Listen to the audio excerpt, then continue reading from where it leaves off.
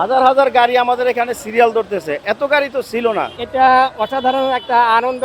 যেমন সারাটা দিন রোজা থাকার পর ইফতার করলে যেমন একটা আনন্দ মনে হয়, ঠিক এরকমই একটা দীর্ঘ লাইনের পর যখন তেল পাইলাম মনের মধ্যে একটা প্রশান্তি। কোনো কোনো জায়গায় 100-200 টাকার তেল দিতেছে, তবে এখানে আজকে 600 টাকার তেল পাওয়াতে আমি ভেরি হ্যাপি। এই পাবলিক গুলা যে কেন এরকম হঠাৎ করে যে এত তেল তাদের প্রয়োজন কেন হইতেছে, এটা আমরা সঠিকটা বলতে পারতেছি না। এই তো গতকালকেও তেল পাই নাই, পরশু অল্প করে দিছিল, আজকে আবার এই যে মনে করো 2-3 ঘন্টা বয়া থেকে পরে পাম্পে ঢুকছি আর কি। পরিস্থিতি বিবেচনায় সরকার যে সিদ্ধান্ত নিয়েছে তাকে অবশ্যই আমি সাধুবাদ জানাবো, কারণ এই সিদ্ধান্ত যদি না নিত তাহলে পরিস্থিতিটা আরও খারাপ হতে পারতো।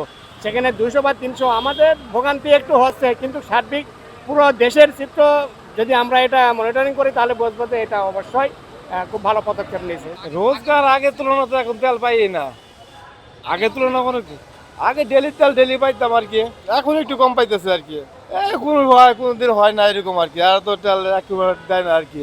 আপাতত আমাদের পাম্পে বর্তমানে আজকের জন্য ইনশাল্লাহ আমাদের কোনো ক্রাইসিস নেই, কারণ যমুনা ডিপো আমাদেরকে যথার্থ সহযোগিতা করেছে। আজকে আমাদেরকে 9,000 অকটেন 4,500 লিটার ডিজেল দিছে। আমরা আশা করি এই যতটুক দিছে এতটুক দিয়ে আজকে আমরা কভার করতে পারবো, কিন্তু রাত্রের বেলায় গিয়ে এই তেলটা শর্ট করে দেয় আমাদের, কারণ আমাদের পাম্পের জন্মলগ্ন থেকেই 24 ঘন্টা খোলা থাকে, রাত দিন 24 ঘন্টাই খোলা থাকে। তো আমরা এখন আপাতত দিনে চালাতে পারছি, কিন্তু রাতে চালাতে পারছি না।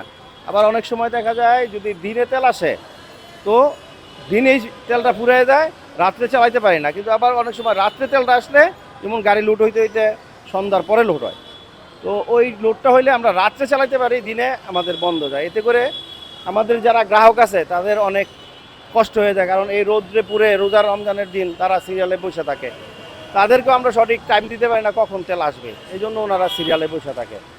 তো আলহামদুলিল্লাহ আশা করি আজকে যতটুকু আমরা পাইছি, আজকে আমাদের গ্রাহকদের আমরা খুশি করতে পারবো, তাদেরকে আমরা পর্যাপ্ত তেল সরকারের নিয়ম অনুযায়ী আমরা দিতে পারবো ইনশাল্লাহ। আসল কথা কি, প্রতিটা পাম্পকেই তো সরকার তেল দিতেছে, কম বেশি দিতেছে, নিয়মের বাইরে তো দিতেছে না, নিয়ম অনুযায়ী প্রতিটা পাম্পকেই দিতেছে। আমাদের এখন যে গ্রাহক, এরকম গ্রাহক আমরা তো গত আরও 4-5 দিন আগে এত বিশাল গ্রাহকের ঈদ আমরা দেখি নাই।